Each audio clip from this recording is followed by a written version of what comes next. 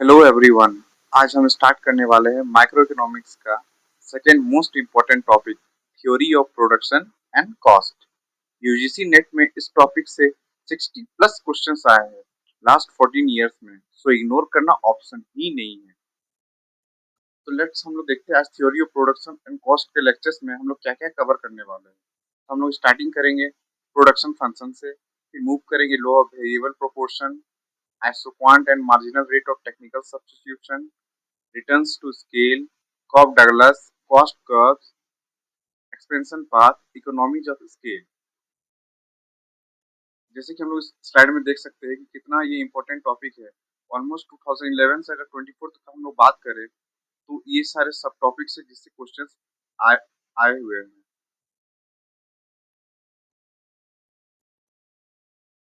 तो हम लोग अपना लेक्चर स्टार्ट करते हैं। प्रोडक्शन फंक्शन बेसिकली हम लोग मैथमेटिकली रिप्रेजेंट करते हैं Q equal to function of labour and capital.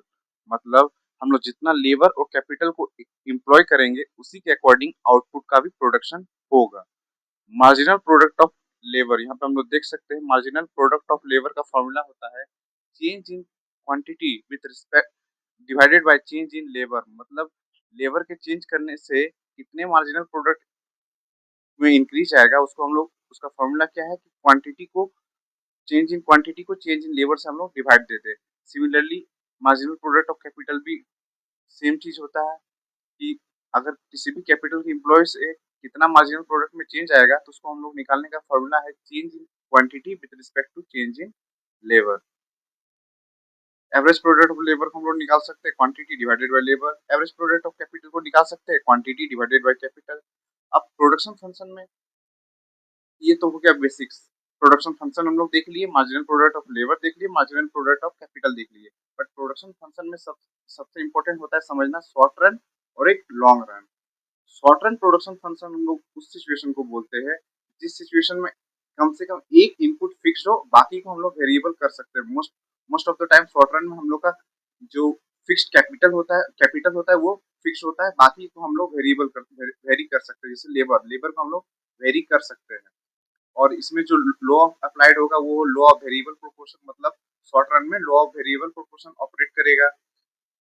आगे हम लोग पढ़ने वाले हैं लॉ ऑफ वेरिएबल प्रोपोर्शन के भी बारे में। और इसमें total product average product marginal product ये डिफाइंड रहेगा। और शॉर्ट रन में हम लोग इक्विलिब्रियम तब अचीव करेंगे जब मार्जिनल प्रोडक्ट वेज के इक्वल हो जाएगा। क्यों? क्योंकि हम लोग सिर्फ शॉर्ट रन में लेबर को ही वेरी कर सकते हैं और लेबर क्या मिलता है, वेज। इसलिए मार्जिनल प्रोडक्ट अगर वेज के अकॉर्डिंग इक्वल मार्जिनल प्रोडक्ट अगर वेज के इक्वल हो गया तो शॉर्ट रन में हम लोग इक्विलिब्रियम अचीव कर जाएंगे। अब आते हैं हम लोग लॉन्ग रन पे। लॉन्ग रन किसको बोलेंगे? लॉन्ग रन ऐसे सिचुएशन को बोलते हैं जिस प्रोडक्शन सिचुएशन में हम लोग सारे इनपुट को वेरिएबल मानते हैं। हम लोग सारे चीज को वेरी कर सकते हैं, कैपिटल को भी और लेबर को भी। इसमें कोई इनपुट फिक्स नहीं होता है। इसमें लेबर को भी चेंज कर सकते हैं, कैपिटल को भी चेंज कर सकते हैं। उसमें जो लो अप्लाइड होता है वो return to scale. Return to scale में basically increasing return to scale होगा, या कांस्टेंट रिटर्न टू स्केल होगा, या डिक्रीजिंग रिटर्न टू स्केल होगा। और प्रोडक्शन फंक्शन में आइसोक्वांट डिफाइंड होता है। आइसोक्वांट मतलब ऐसे कॉम्बिनेशन लेबर और कैपिटल को जिसके सर्टेन कॉम्बिनेशन होता है जिससे हम लोग किसी भी आउटपुट को प्रोड्यूस कर सकते हैं। और लॉन्ग रन में इक्विलिब्रियम हम लोग अचीव तब करेंगे जब marginal rate of technical substitution equal to base divided by rent of capital हो जाएगा। बेस जो कि हम लोग लेबर का पेमेंट होता है, रेंट जो कैपिटल के पेमेंट होता है। अब हम लोग मूव करते हैं स्टेबल पे। स्टेबल पे हम लोग नोटिस कर सकते हैं कि इनिशियली जो होता है टोटल प्रोडक्ट बढ़ रहा है, फिर एक मैक्सिमम पॉइंट पे पहुंच जा रहा है जो फोर्स हाईलाइट हाईलाइट किया गया है। फिर कॉन्स्टेंटली फिर डिक्रीजिंग रिटर्न टू होना स्टार्ट हो जाता है, फिर फाइनली नेगेटिव रेट हो जाना चाहता है। तो इसको हम लोग ग्राफिकली देखें तो हम लोग देख सकते हैं कि कोई भी प्रोडक्शन का जिसको हम लोग बोल सकते हैं लॉ ऑफ वेरिएबल प्रोपोर्शन, वो बेसिकली डिनोट करता है थ्री स्टेजेस ऑफ प्रोडक्शन। तो लॉ ऑफ वेरिएबल प्रोपोर्शन को हम लोग डेफिनेशन से पढ़ रहे हैं कि एज सक्सेसिव, मतलब जैसे ही अगर हम लोग किसी एक इनपुट को फिक्स रखते हैं और दूसरे इनपुट को वेरी करते हैं। इस सिचुएशन में मान लीजिए शॉर्ट रन में क्या होता है, अगर हम लोग कैपिटल को फिक्स रखते हैं और लेबर को इंक्रीज करते हैं तो इनिशियली प्रोडक्ट क्या होगा, बढ़ेगा। टोटल प्रोडक्ट इनिशियली इंक्रीज करेगा, जिसको हम लोग कह सकते हैं increasing return two factor. Initially labour increase करेंगे तो हम लोग का प्रोडक्ट में इंक्रीज आएगा, फिर एक पॉइंट आएगा जिसको इन्फ्लेक्शन पॉइंट बोलते हैं, मार्जिनल प्रोडक्ट एवरेज प्रोडक्ट के इक्वल हो जाएगा। फिर वहां से decreasing return to scale start हो जाएगा कि जितना जितना हम लोग लेबर इंक्रीज करेंगे उसके हिसाब से हम लोग को प्रोडक्शन तो नहीं बढ़ेगा। फिर एक सर्टेन स्टेज आएगा जहाँ मार्जिनल प्रोडक्ट मैक्सिमम होगा, मतलब वो प्रोडक्शन मैक्सिमम लेबर को एब्जॉर्ब करेगा। अगर उसके बाद अगर हम लोग लेबर एडिशन करेंगे तो वो नेगेटिव रिटर्न्स देगा हम लोग को, कि मतलब जिस रेशियो से हम लोग लेबर को बढ़ाएंगे उसमें उसके हिसाब से हम लोग का प्रोडक्शन नहीं होगा, हम लोग का कॉस्ट बढ़ जाएगा। तो स्टेज 3 में हो गया। लो वेरिएबल प्रोपोर्शन में हम लोग क्या देखे, पहले इंक्रीजिंग रिटर्न्स टू फैक्टर, फिर डिक्रीजिंग रिटर्न्स देगा, फिर फाइनली जब मार्जिनल प्रोडक्ट जीरो हो जाएगा तो वो नेगेटिव रिटर्न्स देना स्टार्ट हो जाएगा। अब हम लोग आते हैं प्रोड्यूसर इक्विलिब्रियम। तो हम लोग जैसे फर्स्ट स्लाइड में देखे थे कि शॉर्ट रन में मतलब प्रोड्यूसर इक्विलिब्रियम कब अचीव करेगा, marginal rate of technical substitution जब वेज डिवाइडेड बाय आर होगा। वेज जो लेबर पेमेंट होता है, आर जो रेंट ऑफ कैपिटल होगा, जो कैपिटल का रेंट मतलब कैपिटल का प्राइस मतलब उसको रिटर्न में रेंट मिलता है। तो देख सकते हैं कि पहले हम लोग जानते हैं आइसो क्वांट और आइसो कॉस्ट के बारे में। तो कंज्यूमर थ्योरी में हम लोग पढ़े थे कि इंडिफरेंस कब क्या शो करता था, combination of goods among which the consumer is indifferent, मतलब ऐसा कॉम्बिनेशन ऑफ गुड्स जहां कंज्यूमर इंडिफरेंट था। सिमिलरली आइसो क्वांट होता है ऐसा लेबर और कैपिटल का कॉम्बिनेशन जो आउटपुट प्रोडक्शन के लिए चाहिए, जिसमें प्रोड्यूसर इंडिफरेंट रहता है। तो हम लोग डेफिनेशन क्या कर सकते हैं, locus of all labour and capital combination that produce the same output level, मतलब हर एक, जैसे कि अगर इस आइसो पॉइंट का हम लोग बात करें तो इस पे कोई भी पॉइंट का लेबर और कैपिटल का सर्टेन कॉम्बिनेशन सेम आउटपुट को प्रोड्यूस करेगा। फिर हम लोग मूव पढ़ते हैं आइसो कोस्ट क्या होता है। तो आइसो कोस्ट हम लोग जैसे कंज्यूमर थ्योरी में बजट के बारे में पढ़े थे, उसी तरह प्रोड्यूसर इक्विलिब्रियम ये आइसो कॉस्ट बजट होता है कोई भी फर्म का। बजट क्या हो गया, डब्ल्यू बजट को हम लोग मैथमेटिकली रिप्रेजेंट कर सकते हैं, wage into labour plus rent into capital equal to cost, जो कि बजट ऑफ द फर्म रहता है, वो बजट।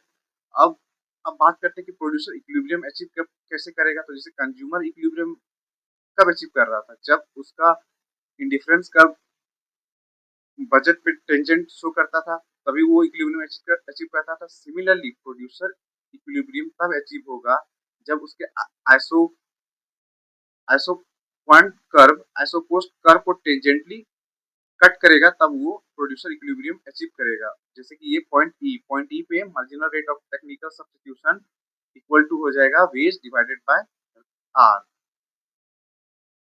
तो समझ गया आइसो पॉइंट और आइसो कॉस्ट, इसके हेल्प से हम लोग फिर समझ गए प्रोड्यूसर इक्विलिब्रियम कैसे अचीव होगा। अब हम लोग मूव करते हैं नेक्स्ट टॉपिक पे, return to scale. Law of variable proportion वो तो शॉर्ट रन में ऑपरेट होता है, बट लॉन्ग रन में तो रिटर्न टू स्केल हम लोग ऑपरेट होता है, पहले स्लाइड में देख चुके हैं। तो रिटर्न टू स्केल मतलब समझते हैं कि होता क्या है। रिटर्न टू स्केल कहने का मतलब है कि आउटपुट में कैसे चेंज आएगा अगर हम लोग इनपुट को बढ़ाते जाएंगे या डिक्रीज करते जाएंगे, तो वो कैसे चेंज होगा, मतलब जैसे जैसे आउटपुट बढ़ेगा और हम लोग इनपुट बढ़ाएंगे तो कैसे कैसे आउटपुट में चेंज आएगा, उसको हम लोग रिटर्न टू स्केल में पढ़ते हैं। तो पहला फैक्टर आता है increasing return to scale. Increasing return to scale में हम सिंपली समझे कि अगर हम अपना इनपुट्स को बढ़ाते हैं तो आउटपुट भी हम लोग का इंक्रीज करेगा। क्यों, तो क्योंकि इंक्रीजिंग रिटर्न टू स्केल इसलिए होता है क्योंकि स्पेशलाइजेशन ऑफ लेबर हो जाता है, टेक्निकल इंडिविजुअलिटीज हो जाता है, मैनेजरियल एफिशिएंसी के कारण इंक्रीजिंग रिटर्न टू स्केल होता है। अगर हम लोग रियल लाइफ एग्जांपल ले तो जैसे रिलायंस जियो, मान लीजिए ज्यादा टावर लगाएगा तो क्या हो, ज्यादा कनेक्टिविटी बढ़ेगा, मोर रिमोट एरिया वो कवर कर पाएगा। स्टील प्लांट का एग्जांपल लेके तो अगर वो अपना कैपेसिटी डबल करता है तो आउटपुट भी डबल करेगा। तो इसी को इंक्रीजिंग रिटर्न टू स्केल बोलते हैं। मतलब इंक्रीजिंग रिटर्न टू स्केल ऐसा सिचुएशन को कहते हैं जब अगर हम लोग कोई भी फर्म अपना इनपुट बढ़ाए तो आउटपुट भी इंक्रीज होगा।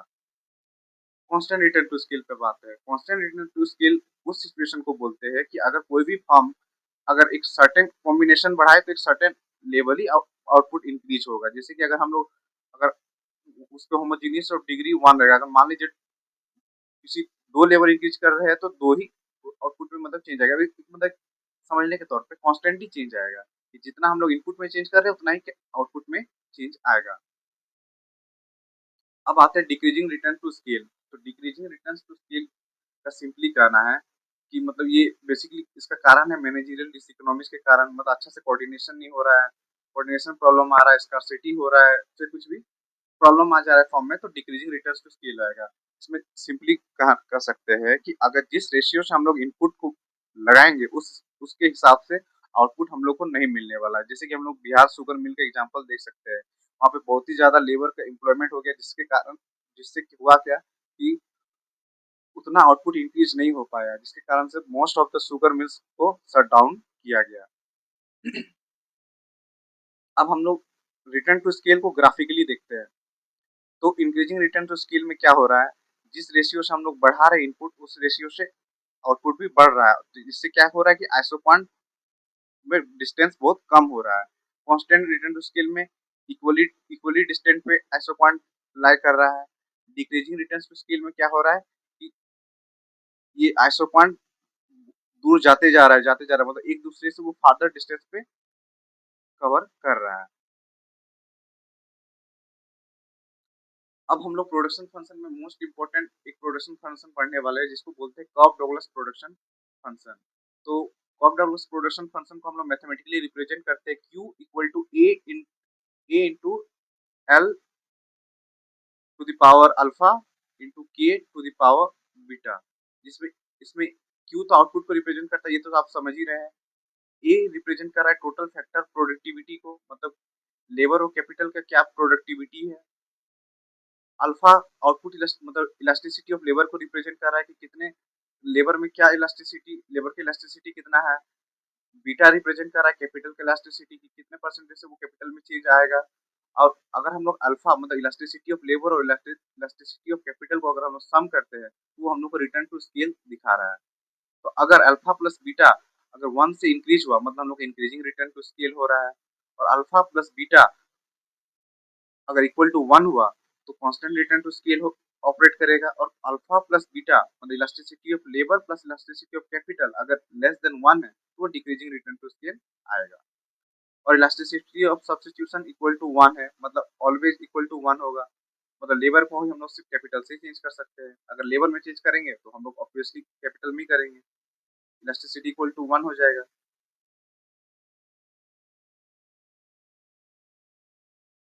फिर हम लोग पढ़ रहे एक्सपेंशन पाथ और रिज लाइन। तो पहले पढ़ने वाले एक्सपेंशन पाथ। अब मान लीजिए कोई भी एक सर्टेन फॉर्म है, वो धीरे धीरे अपना प्रोडक्शन इंक्रीज करेगा। तो कोई भी फॉर्म प्रोडक्शन इंक्रीज करने से पहले वो क्या एनालाइज करता है, चाहे मतलब फाइनली वो क्या अचीव करना चाहता है कि वो मिनिमम से मिनिमम कॉस्ट पे वो प्रोडक्शन कर सके। तो वो एक सर्टेन कॉम्बिनेशन मतलब एनालाइज करता है कि किस कॉम्बिनेशन के कैपिटल और लेबर को हम लोग यूज करें ताकि हम लोग का कॉस्ट जो हो वो मिनिमम हो और हम लोग ज्यादा से ज्यादा प्रोडक्शन को अचीव कर पाए। तो इधर देख सकते हैं कि अपर रिज लाइन और ये लोअर रिज लाइन। अपर रिज लाइन बता रहा है कि मैक्सिमम हम लोग कैपिटल इतना यूज कर सकते हैं, अगर इसके बियॉन्ड गए तो marginal productivity of capital zero हो जाएगा। मतलब ज्यादा और इससे ज्यादा अगर कैपिटल को हम लोग इम्प्लॉय करते हैं तो हम लोग को कोई फायदा होने वाला नहीं है, क्योंकि एडिशनल कैपिटल से हम लोग को कुछ भी बेनिफिट नहीं हो रहा है। उसी तरह लोअर रेंज लाइन को हम लोग देख सकते हैं, मार्जिनल प्रोडक्ट ऑफ लेबर, अगर इससे अगर ज्यादा हम लोग लेबर को इम्प्लॉय करते हैं तो इससे हम लोग को मतलब लेबर से एडिशनल लेबर एम्प्लॉय करके हमको कोई फायदा नहीं है। तो प्रोडक्शन हम लोग कहाँ कर सकते हैं, इस इकोनॉमिक रीजन अपर रिज लाइन और ये लोअर रिज लाइन के बीच में, यहीं पे हम लोग प्रोडक्शन को कर सकते हैं। तो ये और यही एक ऑप्टिमल लेवल होता है प्रोडक्शन के लिए। अब हम लोग आते हैं कॉस्ट कॉन्सेप्ट पे। तो बेसिकली कॉस्ट को दो टाइप से हम लोग समझ सकते हैं, एक एक्सप्लिसिट कॉस्ट और एक इम्प्लिसिट कॉस्ट। एक्सप्लिसिट कॉस्ट करने का मतलब है जो भी हम लोग को मतलब बाहर का कॉस्ट जो लगता है फर्म को, जैसे कि वो कितने वेजेस पे कर रहे हैं अपने वर्कर्स को, रॉ मटेरियल में क्या कॉस्ट इन्वॉल्व हुआ है, फैक्ट्री के लिए रेंट कितना लग रहा है, इलेक्ट्रिसिटी और फ्यूल बिल्स वगैरह। इम्प्लिसिट कॉस्ट का मतलब सबसे पहले आता है ऑनर्स फोरगोन सैलरी। मतलब अगर मान लीजिए कोई भी एंटरप्रेन्योर है वो अपना फर्म ना करके अगर कहीं और काम कर रहा होता तो उसको सर्टेन सैलरी मिलता, उस सैलरी को भी हम लोग इम्प्लिसिट कॉस्ट में ऐड करते हैं। रिटर्न ऑन कैपिटल, वो कितना कैपिटल लगा उस पर रिटर्न कितना मिल रहा है, एंटरप्रेन्योर को प्रॉफिट कितना मिल रहा है, वो भी एक इम्प्लिसिट कॉस्ट हो गया। अब कॉस्ट कॉन्सेप्ट में आता है टोटल कॉस्ट।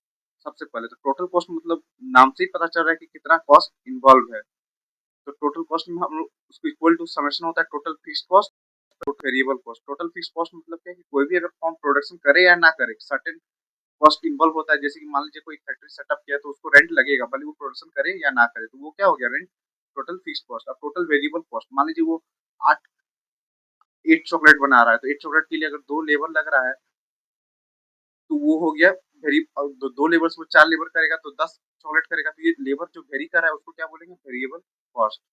एवरेज कॉस्ट का फॉर्मूला होता है total cost divided by Q. Average cost में भी होता है average fixed cost plus average variable cost. फिर मार्जिनल कॉस्ट को होता है change in total cost by change in quantity. हम लोग ये न्यूमेरिकल एग्जांपल देख सकते हैं कि कॉस्ट कैसे होता है, कॉस्ट को और भी डीपली समझने के लिए। अब हम लोग ग्राफिकली देखते हैं कॉस्ट कर्व्स को। तो हम लोग क्या जाने कि जो टोटल कॉस्ट होता है वो हमेशा ओरिजिन से कभी भी वो बिगिन नहीं करेगा। क्यों? क्योंकि उसमें एक certain zero level of production पे भी एक फिक्स्ड कॉस्ट इन्वॉल्व होता है, तो हमेशा ओरिजिन से दूर से ही स्टार्ट होगा। मार्जिनल कॉस्ट ये इनिशियली फॉल करता है, फिर एक सर्टेन पॉइंट पे मतलब आके वो मिनिमम हो जाता है, फिर वो इंक्रीज करने लगता है। फिर एवरेज फिक्स्ड कॉस्ट ये हाइपरबोलिक रहता है। हाइपरबोलिक इसलिए रहता है कि जैसे जैसे प्रोडक्शन इंक्रीज करेगा टोटल फिक्स्ड कॉस्ट गिरता है, बट एवरेज फिक्स्ड कॉस्ट कभी वो इस मतलब एक्स एक्सिस को टच नहीं करेगा। क्यों? क्योंकि टोटल कॉस्ट फिक्स्ड कॉस्ट कितना भी गिर जाए वो जीरो नहीं होगा, मतलब कि कुछ ना कुछ कॉस्ट इन्वॉल्व होता है। और हम लोग वो रिलेशनशिप देख सकते हैं एमसी और एबीसी के लिए क्या है। एमसी और एसी, एमसी और एमसी जो होता है वो टीएफसी का इंडिपेंडेंट रहता है। और हम लोग फर्स्ट देख सकते हैं कि पहले पहले क्या होता है कि एमपी राइजिंग मतलब मार्जिनल प्रोडक्ट जैसे राइज करेगा मार्जिनल कॉस्ट फॉल करता है। फिर मार्जिनल कॉस्ट मैक्सिमम जैसे हो जाता है तो मार्जिनल कॉस्ट मिनिमम हो जाता है, फिर उसके बियॉन्ड मार्जिनल कॉस्ट राइज करने लगता है क्योंकि मार्जिनल प्रोडक्ट फॉल करने लगता है। फिर अब पढ़ने वाले हैं लॉन्ग रन कॉस्ट कर्व के बारे में। तो लॉन्ग रन एवरेज कॉस्ट होता है उसको वो एक तरीका से एनवेलप है short run average cost curve का, मतलब वो various short run average curve को अपने वो अंडर ले लेता है। जैसे कि अगर देखें कि मान लीजिए वो डिफरेंट प्लांट कैपेसिटी है कि ये फर्स्ट एसएटीसी 1 2 3 4 5 ये डिफरेंट प्लांट कैपेसिटी है। तो लॉन्ग रन में इसको हम एनालिसिस करें कि अगर मान लीजिए फर्म प्रोडक्शन यहाँ पे स्टार्ट करेगा तो इकोनॉमीज ऑफ स्केल मरेगा, इकोनॉमीज ऑफ स्केल मिलेगा जिससे क्या होगा, प्रोडक्शन इंक्रीज होते जाएगा, फिर वो इस पॉइंट पे आ जाएगा और उसका कॉस्ट गिरेगा। इकोनॉमी जब स्केल मिल रहा है जैसे जैसे वो प्रोडक्शन बढ़ा रहा है उसको उसका कॉस्ट घटते जा रहा है तो ओवर इंक्रीजिंग करेगा, एक बट सर्टेन पॉइंट आके यहाँ पे उसको कांस्टेंट रिटर्न टू स्केल मिलेगा। फिर इससे अगर बियॉन्ड वो अगर इंक्रीज किया तो उसको डिसइकोनॉमी जब स्केल होगा मतलब उसका कॉस्ट बढ़ जाएगा और प्रोडक्शन उसकी मतलब प्रोडक्शन की इंक्रीज तो होगा बट कॉस्ट भी उसका बढ़ते जाएगा। तो, तो सबसे ऑप्टिमम पॉइंट क्या होगा, ये लॉन्ग रन एवरेज कॉस्ट अगर ये कर्व सारा ड्रॉ करे तो शॉर्ट रन एवरेज कॉस्ट ये 3 ये मिनिमम होगा, यही ऑप्टिमल होगा जिसपे कांस्टेंट रिटर्न टू स्केल मिलेगा और उसको सबसे मिनिमम कॉस्ट पे वो कर सकता है। और इसी कारण से देख सकते हैं कि वो long run average cost curve में डिफरेंट प्लांट कैपेसिटी को अपने अंदर वो ले लिया, इसी को इसीलिए बोलते हैं envelope of short run average cost curve. अब इकोनॉमीज ऑफ डिसइकोनॉमीज स्केल के बारे में हम लोग पढ़े तो अब हम लोग रीजन जानते हैं कि इकोनॉमीज ऑफ स्केल का रीजंस क्या क्या है और डिसइकोनॉमीज ऑफ स्केल का क्या क्या रीजंस है। तो इकोनॉमीज ऑफ स्केल में बेसिकली होता क्या है, इसमें होता क्या है कि एवरेज कॉस्ट फॉल करता है जैसे जैसे क्यू इंक्रीज करेगा। और क्यू होता है तो अगर इंटरनल लेवल पे बात करें तो लेबर स्पेशलाइजेशन के कारण, टेक्निकल इकोनॉमीज के कारण, जैसे कि मान लीजिए कोई भी लार्ज मशीन बहुत एफिशिएंट है वो ज़्यादा से ज़्यादा मतलब मिनिमम कॉस्ट पे वो प्रोडक्शन कर रहा है। मैनेजरियल इकोनॉमिक्स का बहुत सारे स्पेशलिस्ट एचआर फाइनेंस मार्केटिंग काम कर रहे हैं, मार्केटिंग इकोनॉमिक्स मिल रहा है, बल्क में इनपुट खरीद रहे हैं तो जिसके कारण कम प्राइस लग रहा है। फाइनेंशियल इकोनॉमिक्स मतलब जो जो बड़े बड़े फॉर्म होते हैं उसको लोअर रेट ऑफ इंटरेस्ट में लोन मिल जा रहा है। एक्सटर्नल पे भी देख सकते हैं, एक्सटर्नल रीजन के कारण भी इकोनॉमी जब स्केल मिलता है, जैसे कि इंडस्ट्री का लोकेशन बेनिफिट, अगर वो अपना रॉ मटेरियल कम कॉस्ट पे अगर वो मिल जाता है तो उसको एक लोकेशन बेनिफिट हो गया। इंफ्रास्ट्रक्चर डेवलपमेंट और उसके सप्लायर्स उसके उसके साथ कैसे बिहेव कर रहे हैं तो जिसके कारण इकोनॉमी जब स्केल मिलेगा। और उसके जस्ट अपोजिट होता है डिसइकोनॉमी। डिसइकोनॉमी क्यों होगा, इंटरनल लेवल पे बात करें तो मैनेजरियल कोऑर्डिनेशन फेलियर हो जा रहा है, वर्कर मोटिवेशन नहीं कर पा रहे हैं कि मतलब ज्यादा से ज्यादा एब्सेंटिज्म राइज हो जा रहे हैं, एक्सटर्नल मतलब रिसोर्स का स्कार्सिटी हो रहा है, पॉल्यूशन कॉस्ट ऐड हो जा रहा है, ट्रैफिक कंजेशन के कारण प्रोडक्शन पे डिसरप्शन आ रहा है। इसी कारण डिसइकोनॉमीज ऑफ स्केल होगा। और डिसइकोनॉमीज ऑफ स्केल में क्या होता है, एवरेज कॉस्ट बढ़ते जाता है जैसे जैसे अगर क्यू इंक्रीज होगा। प्रोडक्शन कॉस्ट रिलेशनशिप, हम लोग प्रोडक्शन वो एक तरीका से मतलब प्रोडक्शन साइड को अगर हम देखें तो वो एक मिरर शो करता है कॉस्ट साइड पे। जैसे स्टेज 1 पे क्या होता है, मार्जिनल प्रोडक्ट राइज़ होता है, जिससे क्या होता है, मार्जिनल प्रोडक्ट राइज़ होगा तो मार्जिनल कॉस्ट फॉल करेगा। क्यों? क्योंकि इसमें एफिशिएंसी इंप्रूव होता है, जिसके कारण कॉस्ट फॉल होता है। फिर एक सर्टेन पॉइंट पे एवरेज मार्जिनल प्रोडक्ट मैक्सिमम होता है, तो उस पॉइंट पे क्या होता है, जिस जिस पॉइंट पे मार्जिनल प्रोडक्ट मैक्सिमम होगा उस पॉइंट पे मार्जिनल कॉस्ट मिनिमम होगा, तो इस पे मिनिमम मार्जिनल कॉस्ट होता है। फिर अगर स्टेज 2 पे अगर मूव कर जाएँगे तो मार्जिनल प्रोडक्ट क्या होता है, धीरे-धीरे डिक्रीज़ करना स्टार्ट कर जाता है, जिसके कारण क्या होता है, मार्जिनल कॉस्ट धीरे-धीरे इंक्रीज़ होना स्टार्ट हो जाता है। इसमें ये ऐसा सिचुएशन है जिसमें एफिशिएंसी डिक्लाइन होता है और कॉस्ट बढ़ जाता है। फिर एवरेज प्रोडक्ट जिस जिस मतलब third third stage of production में एवरेज प्रोडक्ट मैक्सिमम हो जाता है, जिसमें एवरेज वेरिएबल कॉस्ट मिनिमम हो जाता है। ये मिनिमम एवरेज वेरिएबल कॉस्ट है। अगर इसके बियॉन्ड अगर हम लोग इंक्रीज करते हैं अपना प्रोडक्शन तो एवरेज वेरिएबल कॉस्ट राइज होने लगता है। ग्राफिकली हम लोग देख सकते हैं इनिशियली मार्जिनल प्रोडक्ट इंक्रीज हो रहा है, जिसके कारण मार्जिनल कॉस्ट में फॉल हो रहा है। बट जैसे ही इस पॉइंट से अगर मार्जिनल प्रोडक्ट गिरने लग रहा है तो मार्जिनल कॉस्ट बढ़ रहा है। इसी तरह एवरेज प्रोडक्ट और एवरेज वेरिएबल कॉस्ट का भी रिलेशनशिप हम लोग देख सकते हैं। अब हम लोग रियल वर्ल्ड एप्लीकेशन पढ़ते हैं कि प्रोडक्शन कॉस्ट थ्योरी को कैसे रियल वर्ल्ड में हम लोग अप्लाई कर सकते हैं। तो देख सकते हैं अडानी ग्रीन एनर्जी को इकोनॉमीज ऑफ स्केल का सबसे अच्छा एग्जांपल है अडानी ग्रीन एनर्जी। जैसे वो 43 गीगावाट पर रिन्यूएबल टारगेट बनाया है, वो जैसे जैसे वो इंक्रीज करेगा उसके इकोनॉमीज ऑफ स्केल उसको एडवांटेज मिलेगा। बिहार शुगर मिल का हम लोग पहले भी एग्जांपल देख सके मतलब स्टेज 3 प्रोडक्शन का कि अगर एक सर्टेन लेवल से अगर ज्यादा हम लोग अगर इनपुट अगर इंक्रीज करेंगे मतलब लेबर ज्यादा एम्प्लॉय करने लगा बिहार शुगर मिल, तो उसके हिसाब से प्रोडक्शन मिला नहीं, जिसके कारण शट डाउन किया गया है। जियो टेलीकॉम का एग्जांपल देख सकते हैं, फिक्स्ड कॉस्ट एंड इकोनॉमिक्स मतलब अगर जियो टेलीकॉम एक सर्टेन फिक्स्ड कॉस्ट पे ऑपरेट करे, जैसे कि उसको स्पेक्ट्रम चार्जेस लग रहा है जो कि फिक्स्ड कॉस्ट है, इंफ्रास्ट्रक्चर पे जो कॉस्ट बियर हो रहा है वो फिक्स्ड कॉस्ट है। सेमीकंडक्टर प्रोडक्शन का हम एक्जांपल देख सकते हैं, कांस्टेंट रिटर्न टू स्केल से इंक्रीजिंग रिटर्न टू स्केल। जैसे जैसे टाटा इलेक्ट्रो इलेक्ट्रॉनिक्स धोलेरा पे अपना सेटअप स्टार्ट किए, तो वहां से क्या हुआ, धीरे पहले पहले कांस्टेंट रिटर्न टू स्केल मिला, फिर इंक्रीजिंग रिटर्न टू स्केल अभी मिल रहा है।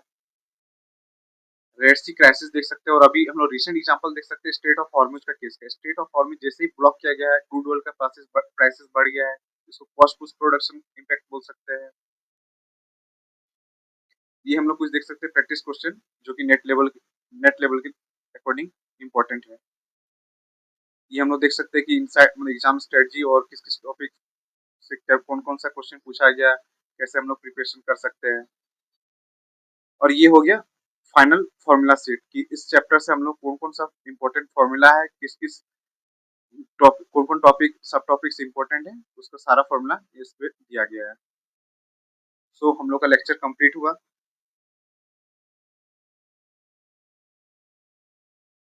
अगर लेक्चर हेल्पफुल लगा तो लाइक करो, शेयर करो और चैनल सब्सक्राइब जरूर करो for more UGC net preparation. Thank you.